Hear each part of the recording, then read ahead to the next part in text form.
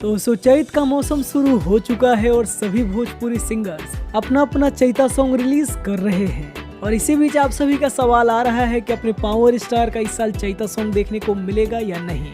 तो दोस्तों आप सभी को बता दें कि अपने पावर स्टार अपने नए गानों की शूटिंग शुरू कर चुके हैं, जिसकी शूटिंग लोकेशन से कई सारी तस्वीरें सामने आ रही है। और दोस्तों इस शूटिंग पिक में पावर स्टार जिस लुक में नजर आ रहे हैं, उम्मीद है कि ये चैता सॉन्ग ही होने वाला है। दोस्तों आप सभी को बता दें कि इस गाने की शूटिंग पूरी तरीके से कंप्लीट हो चुकी है और पावर स्टार अपने और नए नए गानों की शूटिंग कर रहे हैं। वैसे आप सभी को बता दें कि पावर स्टार के चैता गाने को लेकर के भी तैयारी की जा रही है और कुछ आप सभी को पावर स्टार का चैता सॉन्ग देखने और सुनने को मिलेगा, क्योंकि दोस्तों हाल ही में प्रियांशु सिंह अपना एक इंटरव्यू देते हुए नजर आए हैं, जहाँ पे उन्होंने अपने पावर स्टार के आने वाले चैता सॉन्ग्स के बारे में बताया है। चैत के तैयारी भइल बा जी।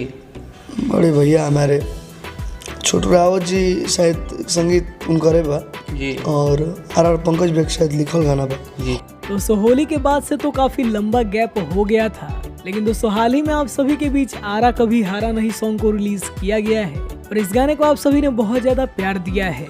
हालांकि दोस्तों इसी बीच आकांक्षा दुबे नहीं रही और दोस्तों इस वजह से पूरी इंडस्ट्री में एक अलग सा ही माहौल देखने को मिल रहा है और इसके साथ ही साथ भोजपुरी इंडस्ट्री का एक अलग चेहरा हम सभी को देखने को मिला है, जहाँ पे साफ सीधा दिख रहा है कि किसी को भी किसी से कोई मतलब नहीं है और सभी एक्टर और एक्ट्रेस उनका अपना दोस्त बताते हुए सिर्फ अपने स्टेटस लगाने में लगे हुए हैं। असल में भोजपुरी इंडस्ट्री का कोई भी कलाकार उनकी माता का साथ देते हुए नजर नहीं आ रहा है। खैर दोस्तों देखना तो ये होगा कि आकांक्षा दुबे को न्याय मिलता है या नहीं।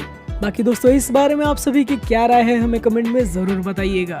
वीडियो देखने के लिए आप सभी का बहुत बहुत धन्यवाद।